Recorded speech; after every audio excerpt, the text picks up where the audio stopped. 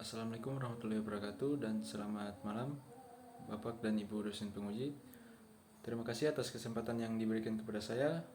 Perkenalkan, nama saya Muhammad Safruddin Masulili dengan NIM 5514230065. Pada kesempatan kali ini saya akan memaparkan laporan UTS perancangan permukiman saya yang berjudul Perumahan Tapak dengan Pendekatan Green Affordable Housing.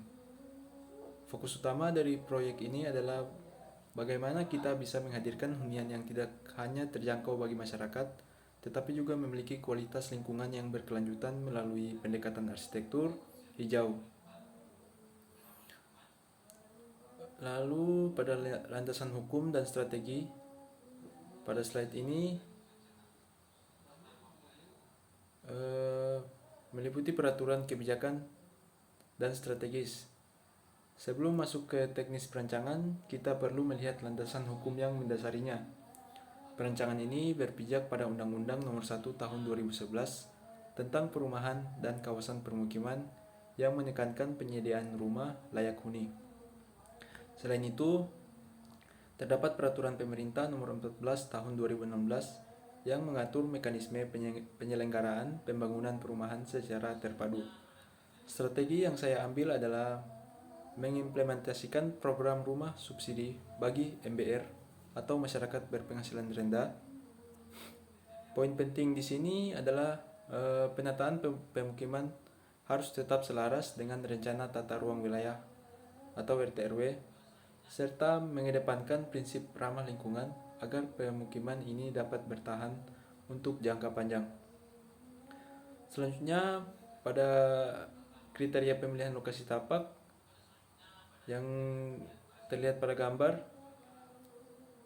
langkah awal dalam perancangan ini adalah menentukan lokasi tapak yang paling ideal. Saya menetapkan 6 kriteria utama dalam proses seleksi ini. Pertama, aksesibilitas, yakni kemudahan menjangkau site dari jalan utama dan ketersediaan transportasi publik. Yang kedua yaitu ketersediaan infrastruktur dasar, meliputi air bersih, listrik, drainase, dan jalan yang memadai. Lalu yang ketiga yaitu kesesuaian dengan RT/RW agar pembangunan sah secara hukum. Yang keempat, keamanan bencana, memastikan lahan aman dari ancaman banjir atau tanah longsor. Yang kelima, kedekatan dengan fasilitas umum seperti sekolah, pasar, dan layanan kesehatan untuk memudahkan aktivitas warga. Yang terakhir yaitu dukungan lingkungan yang nyaman dan berkelanjutan bagi penghuninya. Selanjutnya, pada analisis dan perbandingan alternatif lokasi, seperti yang terlihat pada gambar, yaitu analisis lokasi dan scoring. Berdasarkan kriteria tersebut, saya menganalisis 3 lokasi potensial di wilayah Kota Gorontalo, yaitu ada alternatif pertama yang berlokasi di Jalan D529 Libuwo, Kecamatan Dungingi. Lalu alternatif 2 yang berlokasi di Jalan Taman Ria, Wongkariti, Kecamatan Kota Utara. Selanjutnya pada alternatif 3 berlokasi di Jalan Mambramo, Bulotada Timur, Kecamatan Sipatana. Melalui tabel scoring yang komprehensif, saya memberikan bobot presentasi pada tiap kriteria. Hasilnya menunjukkan bahwa alternatif 2 di Wongkariti memperoleh skor tertinggi, yaitu 108,5. Lokasi ini unggul sangat signifikan pada poin kesesuaian RT/RW, potensi energi alam, dan kelengkapan infrastruktur dasar dibandingkan 2 alternatif lainnya. Selanjutnya ada analisis data penduduk dan site terpilih. Pada gambar yang terlihat, data dan analisis site terpilih setelah menetapkan lokasi di Jalan Taman Ria, Wongkariti. Mari kita beda profil tapaknya. Seperti yang terlihat pada gambar, lahan ini memiliki luas yang cukup signifikan, yaitu 26.934,69 meter persegi. Dari sisi demografi, data BPS 2024 menunjukkan Kota Gorontalo memiliki populasi sekitar 203,810 jiwa. Yang menarik di sini adalah komposisi usia penduduknya. Kelompok produktif yakni sekitar 15-59 tahun mencapai 66,93%, kelompok anak-anak sebesar 23,17% dan lanjut usia sebesar 9,91%. Dominasi usia produktif ini membuktikan bahwa kebutuhan akan hunian baru, terutama bagi keluarga muda yang bekerja, sangatlah tinggi di Kecamatan Kota Utara. Lalu selanjutnya pada analisis tapak aksesibilitas dan kebisingan. Analisis tapak aksesibilitas dan kebisingan, sekarang kita masuk ke aspek teknis tapak. Pertama adalah aksesibilitas. Site berada di tepi jalan lingkungan, Jalan Taman Ria yang terhubung langsung ke jaringan jalan utama Kota Utara. Namun terdapat persoalan lebar jalan yang terbatas, hanya sekitar 4-6 meter. Sebagai respon desain, saya merancang satu pintu masuk utama, main entrance, yang jelas dan menyediakan area drop-off di dalam site agar aktivitas kendaraan penghuni tidak mengganggu arus lalu lintas di jalan lingkungan tersebut.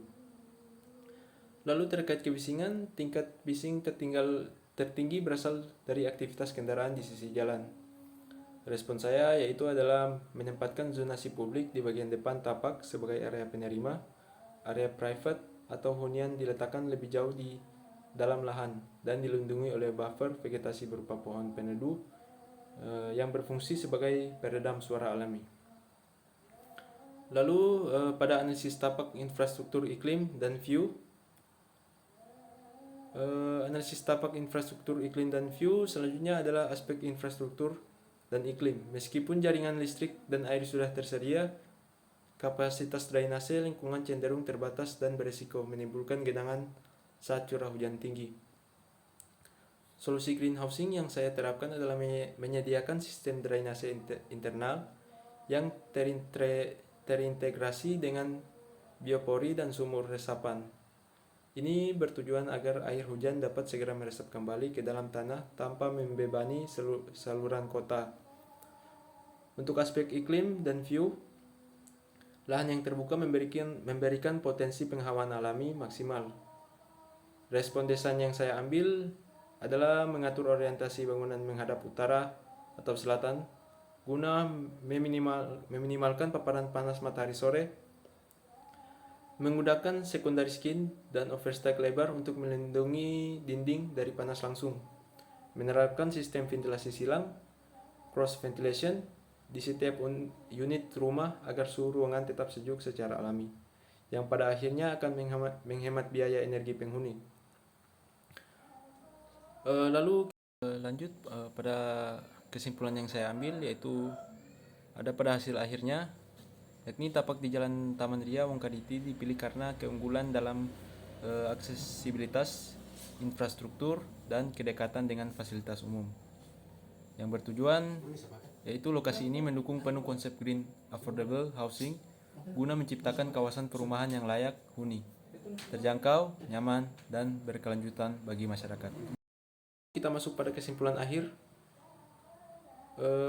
Dari slide-slide sebelumnya sebagai penutup dari presentasi ini, berdasarkan analisis mendalam terhadap berbagai kriteria dan aspek teknis, lokasi di Jalan Taman Ria Wongkaditi merupakan pilihan yang paling tepat. Karena lokasi ini bukan hanya unggul secara administratif dan infrastruktur, tetapi juga memiliki karakter lingkungan yang sangat mendukung penerapan konsep green affordable housing. Dengan integrasi antara ketersediaan lahan, teknologi ramah lingkungan, dan kesesuaian target pasar, proyek ini diharapkan mampu menciptakan kawasan perumahan yang tidak hanya layak huni dan terjangkau, tetapi juga memberikan kenyamanan serta berkelanjutan bagi masyarakat Kota Gorontalo. Cukup sekian presentasi dari saya. Terima kasih atas perhatian Bapak dan Ibu. Saya sangat mengharapkan masukan serta diskusinya. Sekian dari saya. Assalamualaikum warahmatullahi wabarakatuh.